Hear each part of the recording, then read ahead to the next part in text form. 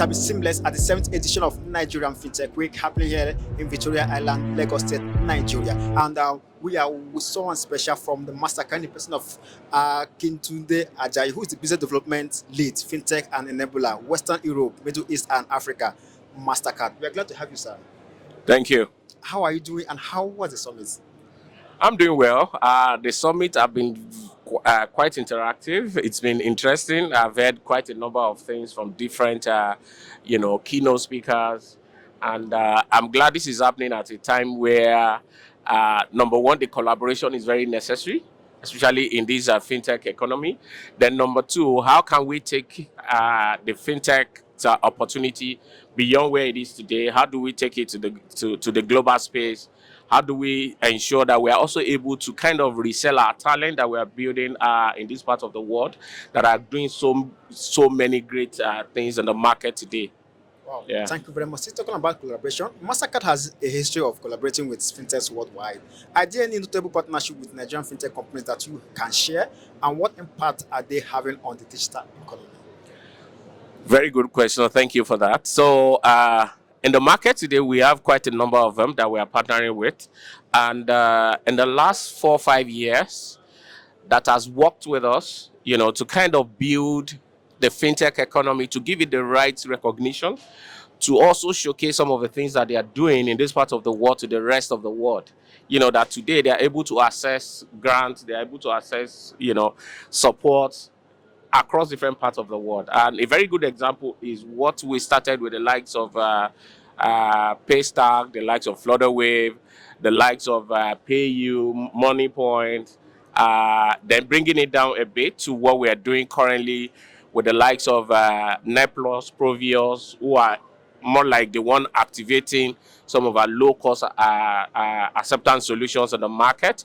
And also the likes of Payaza and a few other ones that today are leveraging our rail to process, remittances, payment, then cross-border acceptance, and the likes. Oh, nice. So, talking about cross-border payments, let's look at the future. With the growth of cross-border fintech services, and with lots of new technologies that's coming on board, lots of blockchain and other emerging techs, what trends are you seeing in this space, and how is Mastercard positioned itself to enable seamless cross-border transaction for Nigerian businesses? Thank you. So one of the things that we have noticed that is growing continuously in this space is what we call remittance. So today there is an inflow and there's an outflow, and we are conscious of the fact that especially with the position of the regulatory today, we encourage more of the inflow.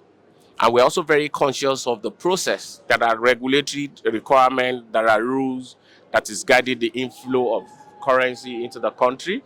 And there are also ways of assessing those funds, which is guided by the regulatory. But one good thing that we have done, first and foremost, was to take our product through our partners, to secure the required approval for us to operate some of these things locally.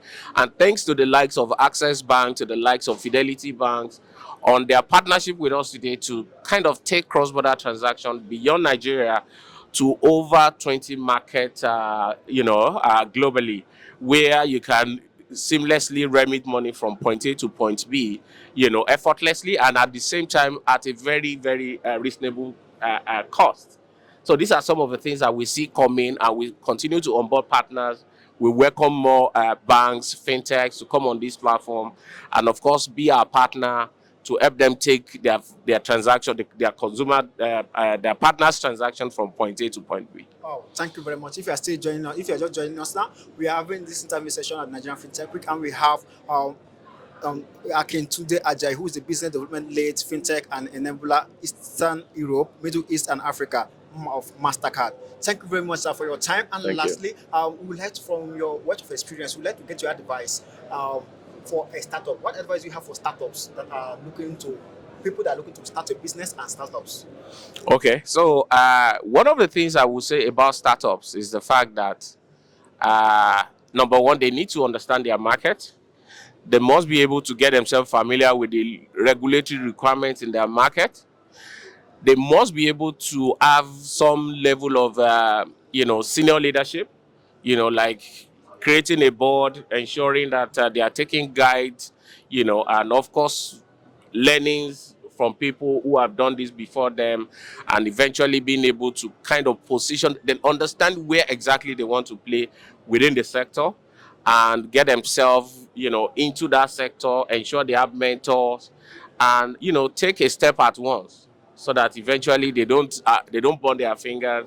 And because a lot of people believe that fintech space is kind of complex, but the truth of the matter is, if you are very clear with your vision, you know what you want to go in there for, and you know the area you want to play, and you ensure that you have the right learning, you have the right partners, you have people at the board level who are guiding you, you are conscious of the position of the regulator, etc.